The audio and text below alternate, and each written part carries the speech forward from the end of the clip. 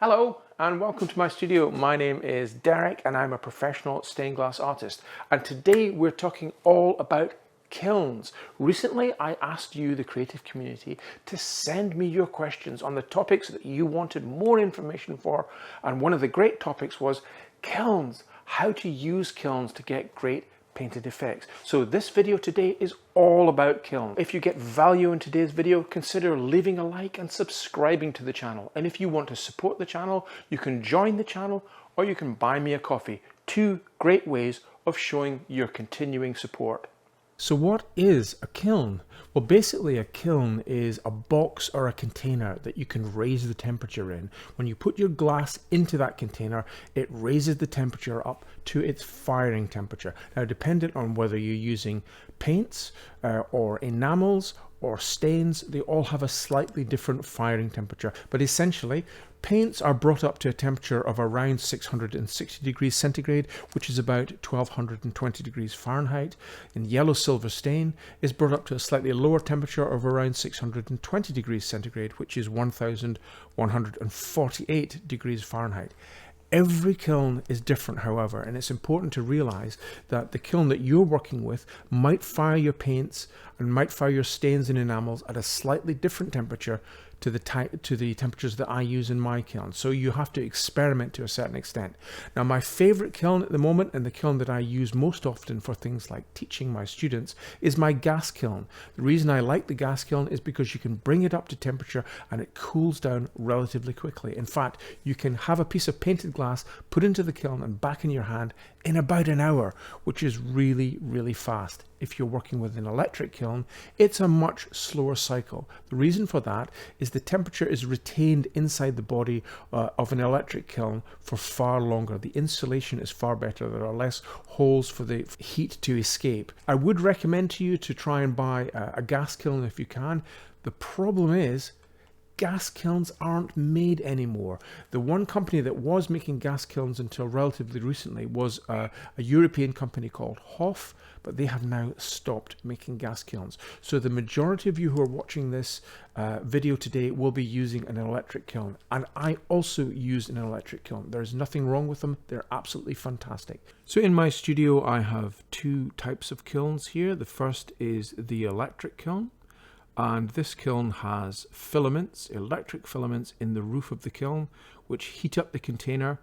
And the kiln bed here is where I put the glass to be fired. And you can see the bedding here is whiting. It's basically chalk, calcium carbonate. And that is the preferred material that I use when I'm doing all of my painted work. Now, this is my gas kiln. It's slightly different to the electric one insofar as it has got gas burners in the roof rather than electric filaments. And the great advantage of using a gas kiln is it heats up far faster. There's some glass here already in that's been fired, and again it's been placed into the whiting or the calcium carbonate.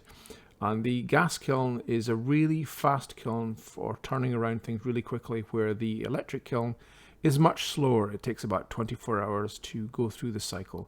Whiting is basically calcium carbonate or chalk. You can find suppliers of chalk, usually at builders merchants, but I'll also link in the description below to where I source my whiting from. And if you go into my Amazon shop, you can find suppliers who will supply whiting to you there as well. So this piece of glass here is what I've been using for years to smooth out my whiting with. It's basically a piece of 6mm.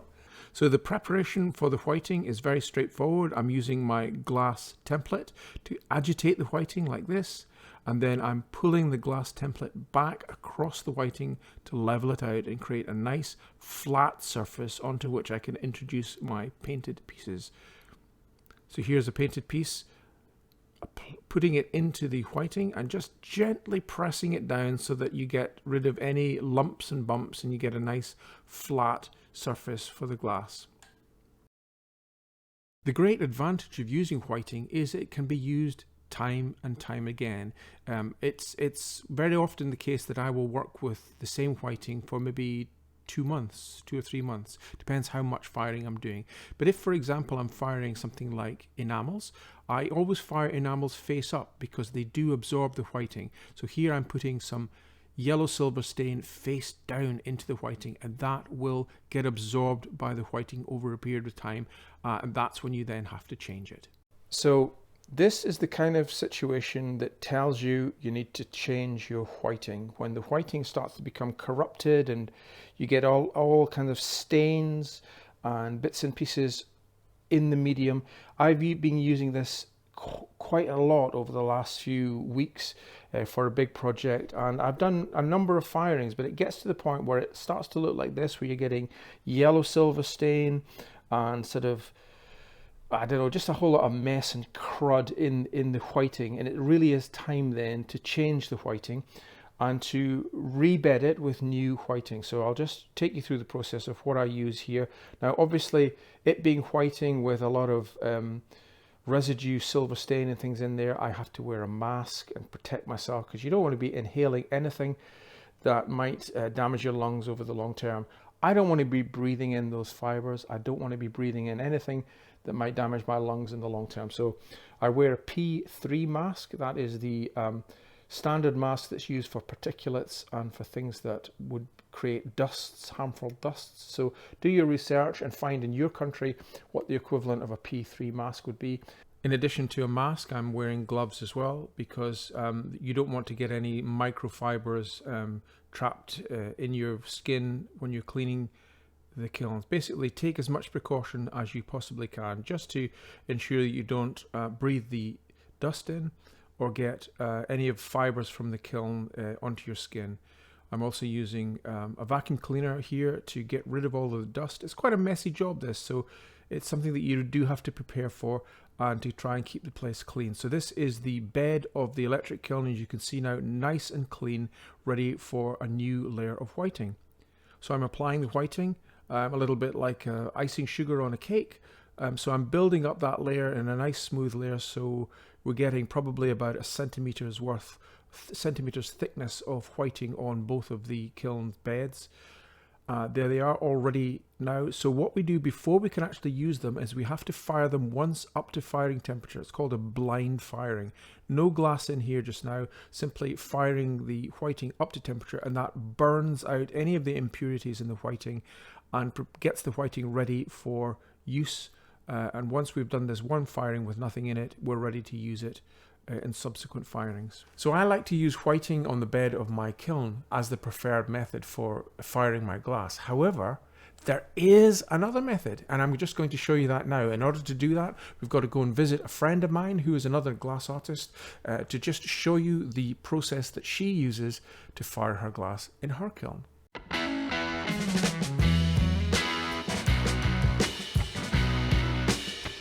So we're travelling up the motorway to meet a husband and wife team who both make stained glass windows.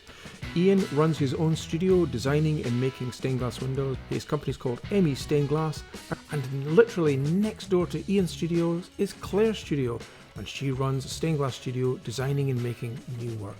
Hi. Hi Claire, how are you doing? I'm good, thank you. It's fantastic to be back in the studio again, and I see you're busy teaching. You have some students working with you here today. Yep, absolutely, lots going on. And also you have been extremely busy on this project. Tell me a little bit about this. This is a set of windows for Scampton Church up near Lincoln, and it is to celebrate the 80th anniversary of the 617 Squadron's formation, and they were the ones that did the Dam Busters raid. I don't know if the camera's picking this up, but there are lots of different techniques at play here. You're using fused glass. I can see little diamonds here. Yeah. Some beautiful These are painted using details. fused powders to build up layers to create a slightly more three-dimensional effect to get the different shades and tones in the poppies. So this goes at the top, in the middle. This has got the cross of remembrance on it. Absolutely beautiful. Now, I've been following you on Facebook as this project's been developing, and one of the images particularly took my attention, apart from the beautiful artwork, was the kiln and the kiln shelf. And I'm making a tutorial today on kilns and how we glass artists work with kilns. Now, I don't have a kiln shelf, but you do. Can you tell us a little bit about how you get on with the kiln shelf and how you use it in comparison to, say, instead of kiln paper or using any other products? Well, I find with most of my work, I want a very flat surface. So I particularly like this very, very smooth surface. So I've got kind of different types of kiln shelves. I've got, this one's quite a large one, and it's bought specially in. They're quite hard to get hold of, kiln shelves this large. With the smaller kilns, they tend to come with a kiln shelf. I'd strongly advise, if you ever buy a kiln, buy the kiln shelf that comes with it. They work really well. And then I backwash the kiln shelves, so if I'm doing paint work, it won't stick to the kiln shelf. Just talk us through, if you can, the preparation of the kiln shelf if you're working specifically with painted glass. Well, it's much easier with painted glass. You don't need an awful lot. You don't need to use fibre paper at all. Backwash is perfectly sufficient. I use this Bullseye shelf primer, mix it up. 1 part primer, 5 parts water. So big strokes and probably 5 layers, go opposite way each time, and it'll look quite pink. That's then fired up to 260 degrees, and that'll just get it ready for your first firing. The first firing, the shelf will still look a little pink, but after that it goes white like this, and it's just quite chalky. Yeah. And you can just use it repeatedly and repeatedly until it starts to deteriorate, then scrub it back and start again. Wear a mask, use a hoover. If it's thicker, you scrape it. Yeah. First, hoover it up. Generally got my box of gloves that I wear all the time for everything I do now. If nothing else, you don't want to keep having to get dirty hands and keep washing them all the time. Exactly. Yeah, fantastic. So I can see here also, this particular kiln has got holes all the way through. So I'm taking it that it's hollow on the inside, yeah? Yeah. I did have a thin, just single layer kiln shelf in there, but it cracked. I think it's just too thin and too big to accommodate it, and the heating up and the cooling down, it just couldn't cope with it, because I wanted it propped up off the floor so it would cool underneath. With these ones, they're so much more structurally strong. I've had that kiln shelf now for, I don't know, 15 years probably, and it's still going strong. They have to be level. You don't want a wobble in it. You don't want any adjustment in it. Any wobble can mean your shelf might crack. So get it nice and flat and straight, and it just helps with the cooling. So now that we've learned all about using a kiln, check out this video next as you continue your journey in learning about how to use paints to get great results with your stained glass projects. Leave a like, subscribe to the channel, leave comments and suggestions for future videos, and I'll see you in the next one. Bye for now.